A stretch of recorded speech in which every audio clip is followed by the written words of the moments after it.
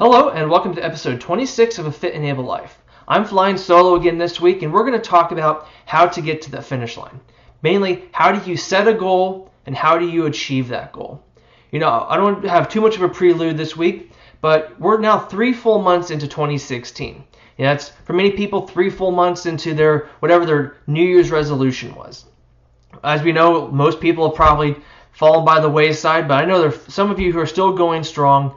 And for those of you who have fallen off the wagon but want to get back on, this is a good episode to listen to because it'll help you find a more effective way of getting to where you want to be.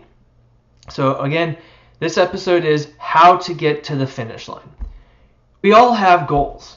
Everyone, all the time, big and small. Everyone has a goal. What we don't always have, though, is a clear plan on how to get there. We might know that we are at point A, and that we want to get to point C, but point B may not be so obvious. A race is a great analogy for this. So let's talk about goal setting in terms of running a race. Races have very clear start and finish points, but more importantly, they have a well-defined course that will take you from start to finish. All you have to do is put one foot in front of the other. If you think about it, the hard work has really been done for you. The course is marked, prepared, and you're being shown the way. All you really have to do is stay in between the lines. So here are a few simple steps for creating a plan for success. First, define your finish line. You can't achieve a goal if you're not perfectly clear on what that goal is.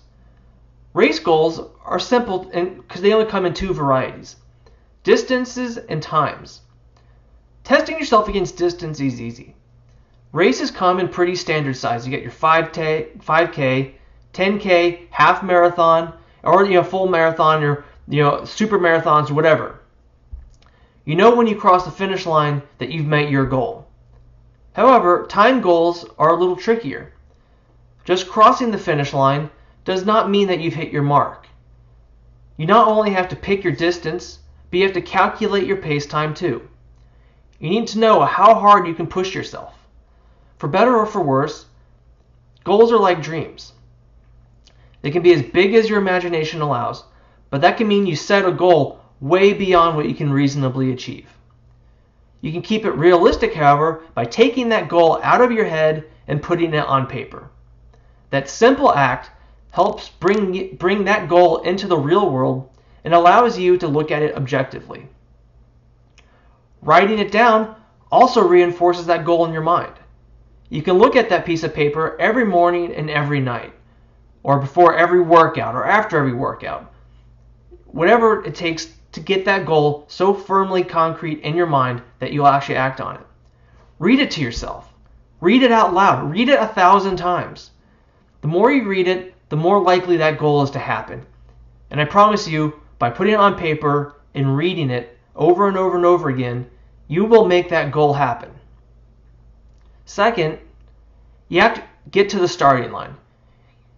No one has ever gotten to the finish line without first stepping up to the start. It's a fact of life. This doesn't mean you have to be out in front. And sometimes leading the pack isn't so great. Here are some examples of what I mean by that. First, think of a squad of soldiers on patrol. One man is always designated on point. His job is to alert the rest of the group to trouble. However, that also means he's the first one to walk into that trouble. That's not a great place to be. Or think about a business. You hear about great companies all the time who are too early to the market. They had great ideas, but the world just wasn't ready for them yet. And their business fails. Then, a few years later, new companies with the same idea come along and make billions because the market finally caught up with the innovation. And you see this all the time in races. The hot dog runners who sprint out of the gate too soon are on the sidelines watching everyone else go by. Or worse yet, the overconfident novices who stand in the way of elite athletes and get trampled by the crowd behind them. You need to start right, and that means finding your place in line.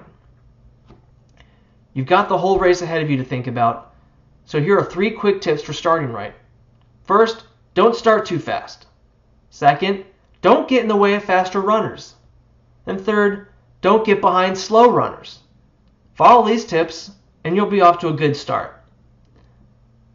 Next, the middle game. Unless you're sprinting, that means you've got a lot of time you need to use wisely. And that means you need to have a strategy. Whether that's a strategy designed for the course you want to tackle, such as when you do those hills smart, or a strategy for time, such as you want to have a negative split pacing, it's up to you and your goal. Depending on the distance and the weather, you may even need a strategy for food and drink to keep your body fueled and refreshed throughout the entire race. Either way, the key is to plan your strategy in advance and then practice that strategy in training. Obviously, things happen during races, but as much as possible, you want to not have to think about what you're going to do next. You want to plan for contingencies if you have a problem, such as slow down but keep moving. You also want to plan for taking advantage of opportunities. Pass the guy ahead of you, but don't burn yourself out. It's really simple. Just follow the Boy Scout motto. Be prepared. Preparation happens in training, not on race day. Be ready for surprises, but don't sacrifice the main plan. That is a recipe for disaster.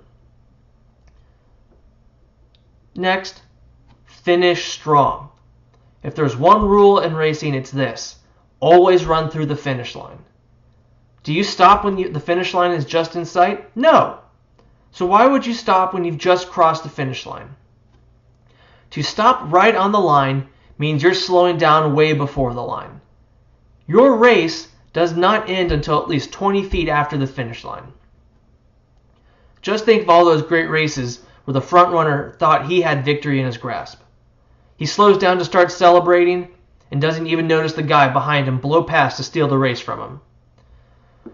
That look of surprise and lost victory is priceless and painful. Same goes for you. Don't get cocky.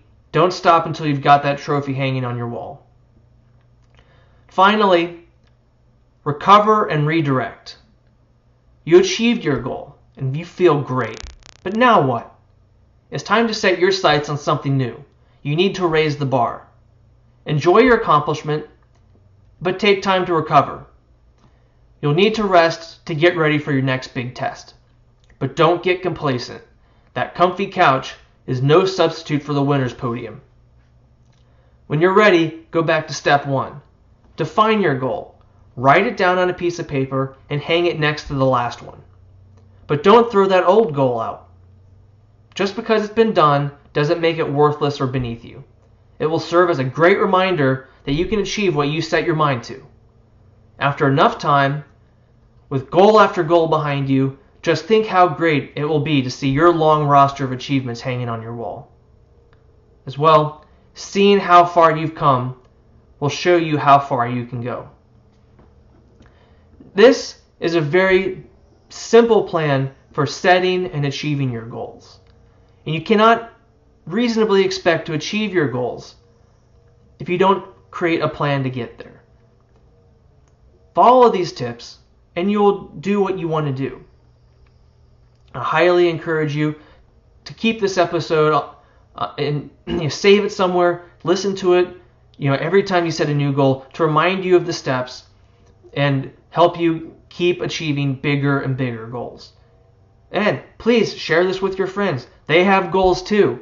What an asset you will be to them if you give them the tools to help them achieve their goals. That's true friendship. I want to thank you for listening to Fit and Able Life this week. Please subscribe to our channel on YouTube or to our channel on iTunes. It's a great way for other people to learn about our podcast and get this information to help them out as well. So thank you, and we'll see you guys next week.